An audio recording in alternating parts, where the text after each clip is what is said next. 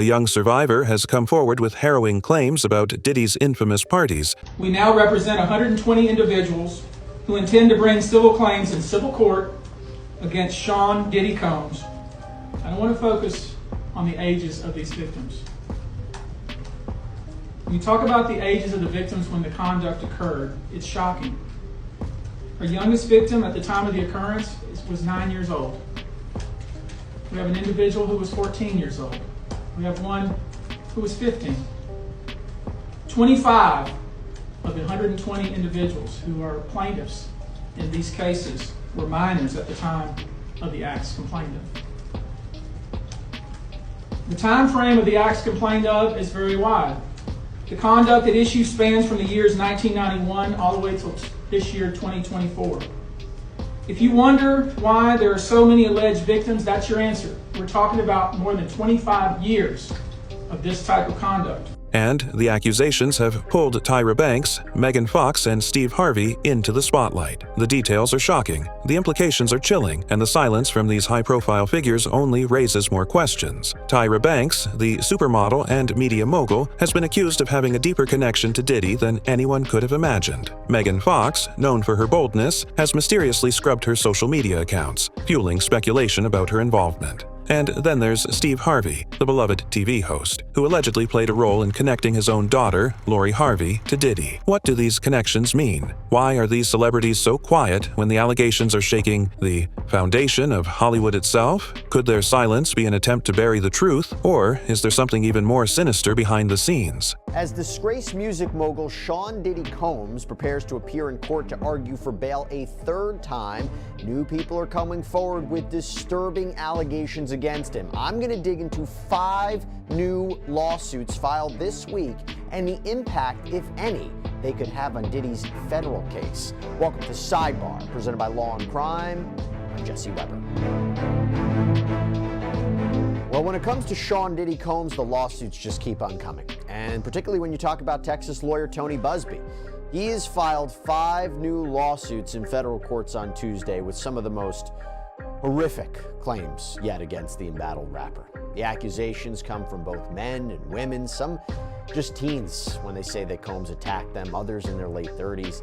The claims are all related to alleged conduct in New York and Miami, 2 places where Combs had lived and worked for decades, and they're just as equally as disturbing as what we've heard in the past. And we know that Tony Buzbee has filed a number of lawsuits already against Sean Combs. He says he represents over 100 alleged victims of Sean Combs.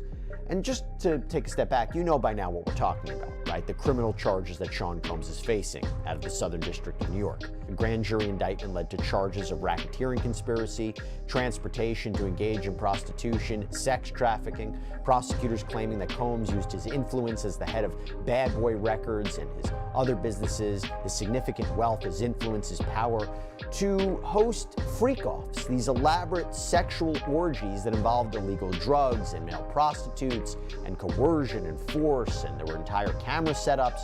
And the government says that Combs would go to any lengths, legal or illegal, to satisfy his sexual desires. We know that the rapper was arrested in New York in September. He's been locked up ever since in the Metropolitan Detention Center in Brooklyn. His defense team is actively trying to get him out of there. In today's video, we're diving deep into the claims, the connections, and the fallout. From unsettling allegations of child exploitation to the role these stars may have played in covering up Diddy's actions, this is a story you don't want to miss. By the end, you'll have a clearer picture of the dark truths hiding in the entertainment industry. So grab your seat. This is one video that's bound to change the way you see your favorite celebrities. Stay tuned because the revelations are just getting started. Allison Carter's alarming allegations. A brave voice for justice. Allison Carter has emerged as one of the most vocal and brave accusers in the ongoing scandal surrounding Sean Diddy Combs. In a chilling revelation, she claims to have been a victim of Diddy's infamous freak-off parties, lavish, secretive events allegedly fueled by exploitation, coercion, and abuse. Allison's accounts have gripped public attention, not just for their disturbing nature, but also for the high-profile names she's implicated, including Tyra Banks, Megan Fox, and Steve Harvey. Diddy parties. Those are assault parties. And I was one of the kids that was one of the party favors. And a party favors means that you're set on top of a table and you're used as a toy for anybody who comes across the table or who wants to party at a certain time of night when the music stops, and then the DJ starts flashing all these lights and they close the doors, and then everybody turns into like a frenzy and starts going into a crazed,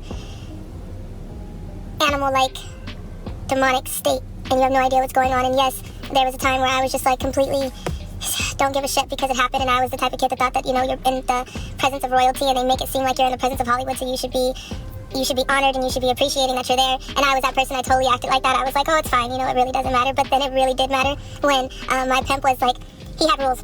He had lots of rules, and it was more money. And if you know the difference between a pimp, a John, and a trafficker is the supplier, but the pimp is collecting the money, and the John is doing the buying. So if the pimp is saying that full house, actual, full-blown sex is, by the way, kids, don't watch this. Goodbye. I love you. Goodbye. If you found my stuff, get off right now. This is the moment where I'm telling you I'm angry. I forgot to put that reminder in the beginning. Okay, cool. Goodbye. What was I saying? Full sex. Full house sex. Thank you. if the pimp paid for if there's rules to full house sex, and there's rules to anal, and there's rules to all kind of different jobs. Okay, so at a certain point, I was not brought or traded for anal sex, but that didn't matter to a few celebrities that were there. It's not just celebrities, there's a lot of different people. They called it an all-black party, but it was mainly because a lot of the party favors were black kids. I was in the care of Riverside County Child Protective Services at the time. I was 15, barely 16. 15, 16. It's foggy. A lot happened that night, and I went really numb. And if there's videos or if there's anything that could go from that, then pull them. Because we all know that there's so many cameras around. So I can try to post affidavits and I can put out what happened, but at the same time, what am I supposed to do? When nobody's really asking about the kids that are present in these parties now and were then, because they're really just going after all the celebrities and the adults, which I'm happy that we're finally here, and I'm grateful that... Perhaps the most shocking of her claims is the allegation that children were auctioned off to celebrities at these events. She describes horrifying scenes where young victims, some as young as 9 years old, were paraded and sold to the highest bidders in rooms filled with Hollywood's elite. What makes Allison's story even more compelling is its timing. Although she has spoken out before, her allegations are gaining traction now as they align with lawsuits, testimonies, and evidence from other victims. The growing chorus of voices has made it harder for skeptics to dismiss her as just another figure seeking attention. What makes Allison's story credible? And why is it gaining attention now?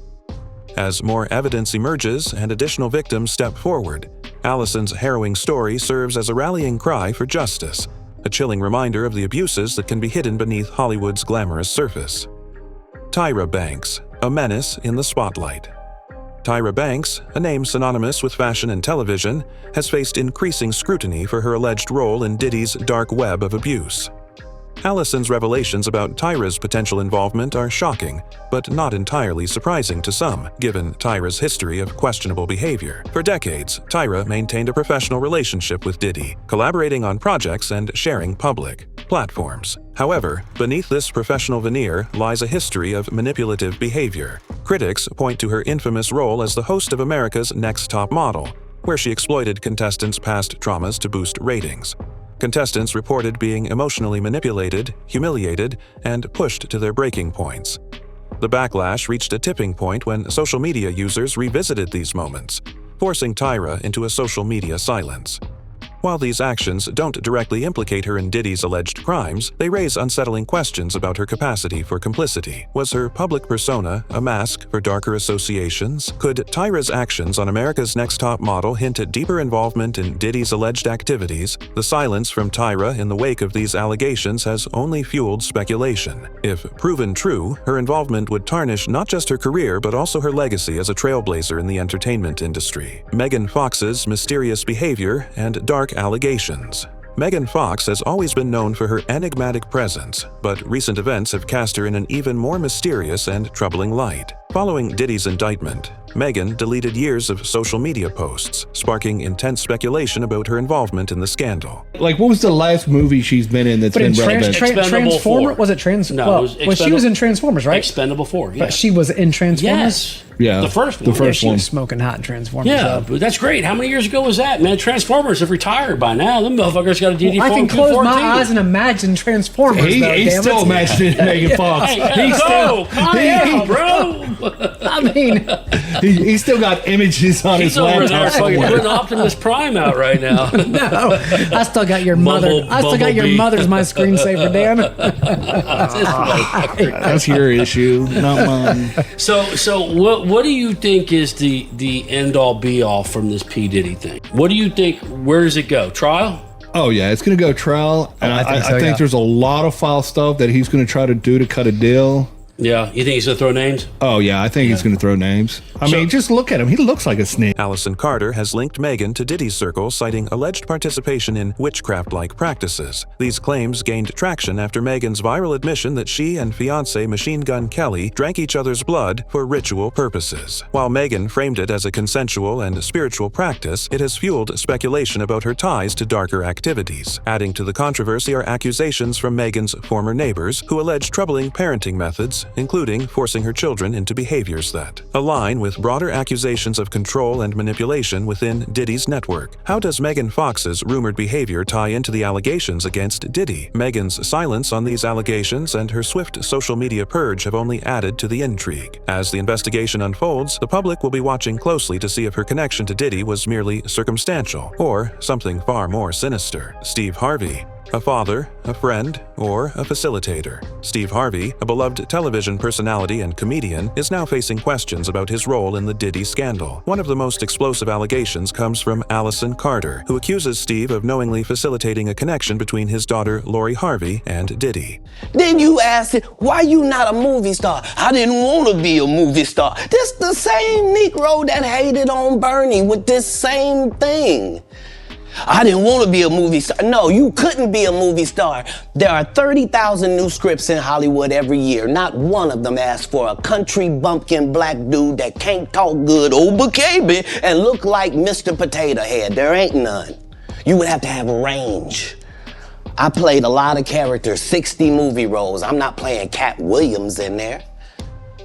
I don't know, Cat. We might not let you drink anymore the way I mean, we ain't even got. You mean to tell me if Steve Harvey, your favorite comedian, you mean you've been waiting for him to do stand-up for 15 years now? He stopped stand-up because he got in a comedy battle called the Championship of Stand-Up Comedy with one Cat Williams in Detroit in front of 10,000 people and lost because Cat Williams said he was actually bald and that was a wig. The rumors of Lori and Diddy's relationship were controversial from the start, given the significant age difference and Diddy's power in the industry. However, Steve's involvement takes the controversy to another level. Allison claims Steve sold out Lori, leveraging her relationship with Diddy for personal or professional gain. Steve's now deleted tweet expressing support for Diddy, despite mounting accusations, has only fueled public suspicion. Why would he align himself with someone under such scrutiny? Could his influence have enabled Diddy to access vulnerable individuals like Lori? Viewer. Question. Did Steve Harvey knowingly facilitate Lori's connection to Diddy? The power dynamics at play, coupled with Steve's public image as a family man, make these allegations all the more troubling. If true, they raise serious questions about his judgment and the extent of his involvement in Diddy's alleged crimes. Diddy's freak-off parties, exploitation under the guise of extravagance. Diddy's infamous freak-off parties were once whispered about as Hollywood's best-kept secret, but they are now being exposed as a chilling hotbed of exploitation. Described by witnesses as lavish, drug-fueled gatherings, these parties allegedly masked a darker purpose: the systematic abuse of attendees. Before his arrest, disgraced music mogul Sean Diddy Combs was famous for holding his annual 4th of July party in the Hamptons. All of the well-known partygoers wore white, and it wasn't exactly a family-friendly event. Now imagine you're a 6-year-old kid and you find yourself a guest there. Allison Hall has more. Can you believe this 6-year-old boy was once a guest at Diddy's infamous white party? The disgraced mogul has his arm draped around a young Justin Liptowski back in 1999. Justin is now 31 and tells Inside Edition about taking that photo. He put his arm around me in an uncomfortable way, close to areas that you shouldn't as a grown man. He recalls what he saw at the party. So I remember marijuana, and topless women. That's the two main things that I remember. So, how'd he end up there? Well, his father, David Allen, was Diddy's photographer, snapping pictures of partygoers in the Hamptons. Justin's mom, Maya, was also there. She says the party was family-friendly at first, but then turned raunchy. People were getting high. There were girls swimming topless, young-looking. Former staff and attendees have testified to witnessing hidden cameras placed strategically to record guests without their knowledge. Others describe a culture of coercion, where attendees were drugged and forced into compromising situations. Allison Carter's allegations of children being auctioned off at these events add a horrifying dimension to the scandal. These are the Diddy pictures Hollywood doesn't want you to see. Every A-list celebrity from Leonardo DiCaprio to Mariah Carey can be seen partying with the disgraced rapper at his various get-togethers dating back to 1998. Here's a shot from one of Diddy's white parties with Kim Kardashian and Paris Hilton in the background. And here he is with Ashton Kutcher and Demi Moore at another party in 2009. Russell Brand, Chris Brown, Lil' Kim, Nicole Richie and Tommy Lee are just a few of the other big-name guests, while another picture from Diddy's East Hampton house shows two women pouring champagne down another woman's throat in the pool. It comes after Diddy was arrested on racketeering and sex trafficking charges, with authorities claiming he threw massive sex parties that were often recorded. Diddy has pled not guilty and faces a minimum of 15 years behind bars if convicted. The guest lists for these parties reportedly included high-profile celebrities, executives, and politicians, many of whom now face scrutiny for their possible involvement or silence. Were these parties more than just Hollywood excess? The growing body of evidence and survivor testimonies suggest that Diddy's parties were far from glamorous. Instead, they appear to have been carefully orchestrated events designed to exploit and control, leaving a trail of trauma in their wake. The role of Child Protective Services, a disturbing accusation. One of the most explosive claims from Allison Carter is that Child Protective Services, CPS, allegedly played a role in enabling Diddy's crimes. She asserts that CPS supplied children for Diddy's parties, a claim that, if true, would expose a level of systemic corruption comparable to the Jeffrey Epstein scandal. Allison's claims have drawn comparisons to other high-profile cases where powerful individuals manipulated institutions to cover up their crimes. Yet, despite the gravity of her allegations, mainstream media has largely ignored the possibility of CPS involvement. Could CPS truly have played a role in enabling Diddy's alleged crimes? If these claims are substantiated, they would mark a new low in the abuse of power. They also raise urgent questions about oversight and accountability within institutions tasked with protecting society's most vulnerable. The baby oil connection, a chilling detail. Among the many unsettling details in Allison Carter's story, one stands out: the alleged discovery of thousands of bottles of baby oil at Diddy's parties. While seemingly innocuous, this detail takes on a darker significance in the context of allegations involving children and exploitation. Allison's mention of baby oil aligns with other survivors' testimonies, lending credibility to her claims. The discovery has sparked public outrage, with many asking why such a chilling detail was overlooked for so long. What does the discovery of baby oil at Diddy's parties reveal about his alleged activities? As more evidence emerges, this disturbing detail underscores the need for a thorough and transparent investigation into Diddy's activities, celebrity silence, and the public demand for answers. As the scandal grows, the silence from Hollywood's elite has become deafening. Figures like Oprah Winfrey, Ellen DeGeneres, and advocates of the Me Too movement have faced criticism for not addressing the allegations against Diddy and his network. Social media users have expressed frustration, demanding accountability from organizations and individuals who claim to champion justice. The lack of response has only fueled suspicion, leading many to question whether these figures are complicit or simply unwilling to challenge powerful allies. Why have so many high-profile individuals and organizations remained silent? The public outcry for transparency has reached a fever pitch, signaling a cultural shift in how we hold influential figures accountable. The psychological toll on victims and the importance of believing survivors.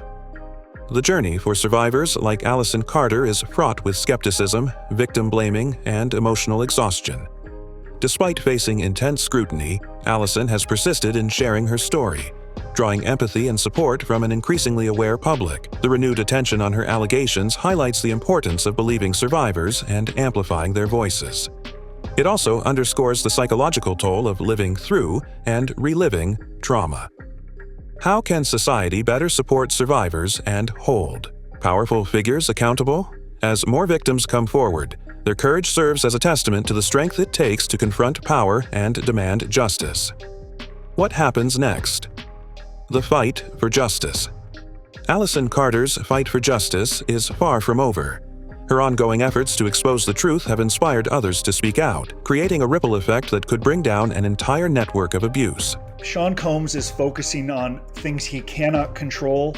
He will have a miserable experience. When he can call home, when he can visit, the living conditions, exercising maybe an hour a day, showering a few hours a week. If he fixates on that, it is going to be miserable, and every day will feel like a year. On the other hand, if he can learn from those who have come before him and master the experience, my business partner served 26 consecutive years for a nonviolent crime, including 8 years in the penitentiary. He never complained. He focused on his family, trying to prove worthy of the love and support of his family. If he can do that, the experience, it won't be easy. I'm not insane. It will be more bearable. The choice is up to him. And as far as we know right now, he has been kept in solitary confinement, or the SHU right now, and he's been on suicide watch. How different is that experience from being in the general population? It's much harder. If you like to be around people, you like communication, if you're an extrovert, and then suddenly you are isolated 23 hours a day on total lockdown, I'm not spinning that it's difficult. It will test the strongest mind. But he has to understand others have gone through it and emerged successfully. And what he and his lawyers have to understand is they have like a messaging problem. They continue to say things that do not get them closer to what they want, which is bond. It's led to indictments. And if he can begin to introspect and kind of reverse engineer some of his choices and recognize it is my decisions alone that have led me here. And if I can communicate differently moving forward, maybe the ultimate sentence, even if convicted, could be better, perhaps could lead to bond eventually. But it can be very difficult in segregation, and his lawyers have to stop blaming and excusing and talking about how difficult the experience is, because here's what a judge is going to say. If you were so concerned about what these filthy living conditions would be like in a detention center, if you were so concerned about your safety, you wouldn't have obstructed justice. You would not have, according to the government, created victims over a sustained period of time. Until he changes his message, more problems are going to follow. And Diddy allegedly has been accused of using different drugs in the past. Even prosecutors have said on the night he was arrested that there was allegedly pink cocaine in his hotel room. The FBI's investigations and mounting evidence suggest that more high-profile figures may soon be implicated. The potential cultural reckoning for Hollywood could reshape the industry, forcing accountability and systemic change. Will this case finally lead to justice and accountability in the entertainment industry? As the world watches, one thing is clear: the fight for justice is just beginning, and the stakes couldn't be higher. Disgraced music mogul Sean Diddy Combs, once known for his lavish lifestyle and living large in his multi-million-dollar mansions, has a new home as he awaits trial in his federal trafficking case. Last week, the Bad Boy Founder's defense team unsuccessfully fought to keep the music producer out of federal jail after his arrest. Now his new digs once housed other high-profile inmates, including R. Kelly, Fetty Wap, Sam Bankman-Fried, and Ghislaine Maxwell. Diddy is currently housed at the Metropolitan Detention Center in Brooklyn, New York, a stark difference from the glitz, glamour, and wealth in Hollywood and Star Island in Miami Beach, Florida. But MDC Brooklyn has been described as hell on earth, with horrifying conditions. The facility, which now houses Diddy, opened in the early 90s and is the only federal jail in New York City after the Bureau of Prisons closed its Metropolitan Correctional Center in 2021 after many issues came to light in the wake of Jeffrey Epstein's suicide just 2 years earlier. There's no question. People who know they're going to prison who have been on medications, either illegal or illegal, it would be wise to understand the Bureau of Prisons might not prescribe you what you like. And if you're taking illegal drugs, unless you're engaging in the prison hustle, you're not going to get it. It would be easier to get the drugs and engage in the prison hustle in general population, but not when you're on lockdown for 23 hours a day. So certainly it is a brutal adjustment if you are on no drugs, but certainly if you are withdrawing, isolated 23 hours a day without getting things that you can get the snap of a finger, it makes the decision or the process that much harder, which is why I can assure you, based on what happened with Epstein, the high profile nature of the failures of this prison in the past, including some judges not even sending prisoners there because they were so concerned about their safety, you can expect staff is watching him, not 22, 23, 24 hours a day. They do not want more problems. And this is a man going from private chefs and food from across the world to a set menu just like any other detainee or inmate. We've uncovered some shocking details today. claims from a young victim that connect Hollywood elites like Tyra Banks, Megan Fox, and Steve Harvey to Diddy's alleged dark world. The accusations of silence, complicity, and cover-ups are nothing short of alarming. Tyra's professional ties to Diddy and her past controversies on America's Next Top Model now seem even more questionable. Megan Fox's cryptic online behavior and bizarre admissions about ritualistic practices have left many wondering how deep her connection goes. And Steve Harvey, a figure so many admire, is under fire for allegedly facilitating a relationship between Diddy and his own daughter. But what's most important here are the voices of the survivors, brave individuals stepping forward to shine a light on the ugly truths that have been hidden for far too long. Their courage demands that we listen, believe, and hold those in power accountable. What do you think about these allegations? Are these celebrities complicit, or is there another side to the story? Drop your thoughts in the comments below because this conversation is far from over. If you found this video insightful, please give it a thumbs up and hit that subscribe button for more in-depth explorations of stories that matter. Your support helps us keep these conversations alive and ensures that these stories are heard by a wider audience. Thank you so much for watching and for being part of this critical dialogue. Stay curious, stay informed, and we'll see you in the next video.